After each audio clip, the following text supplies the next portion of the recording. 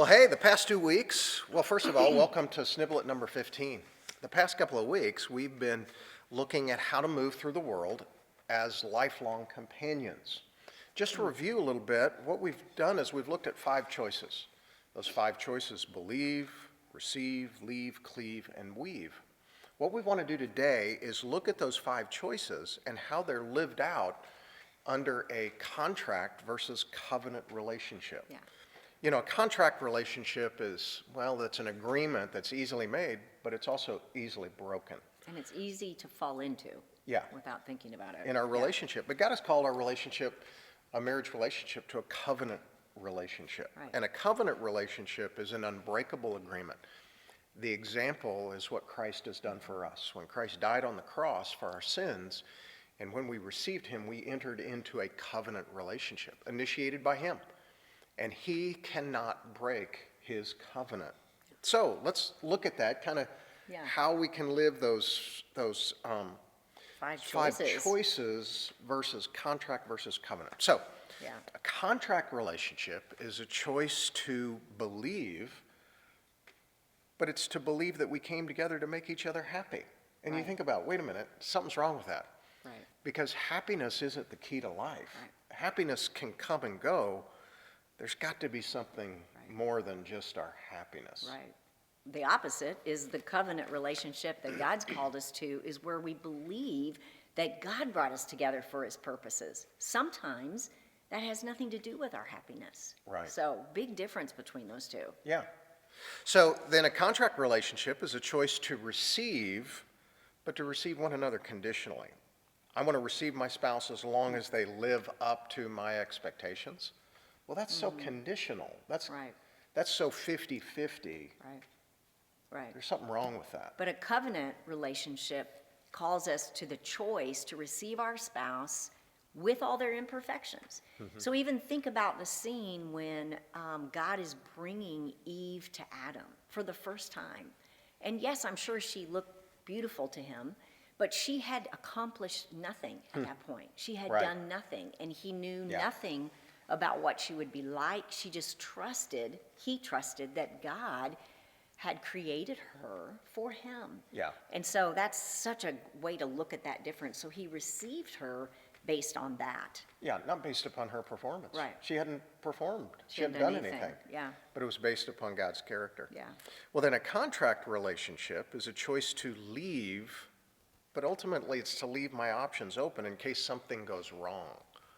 Well, you know, the leave there originally was to leave your father and mother. Well, this is to leave your spouse if things don't go well. Right. Well, there's something, again, not right with that Right. contract And thinking. yet very common Very with common. prenuptials and just with the simplicity of somebody walking into a divorce opportunity. Mm-hmm. So it's kind of like in a contract relationship, a person is leaving that always as a backdoor option. Yeah. Whereas the opposite, as a covenant, we're called to leave the security of our family and past relationships to begin something new. Doesn't mean we sever those relationships at all, but we're leaving the security of those family and past relationships to begin something that's brand new. That's what the covenant means. Yeah, I like that. That we're starting something new.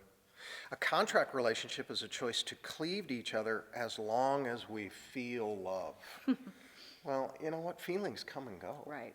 If I just ran by Yeah. feelings, I'd take a nap, you know, a Right. cup 2 or 3 times a day and just eat cherry pie. Well, and even people doubt their feelings on their honeymoon. Right. You know, so it's a very unstable way to make any kind of a judgment. Whereas covenant relationship is a choice to cleave to each other until death do us part.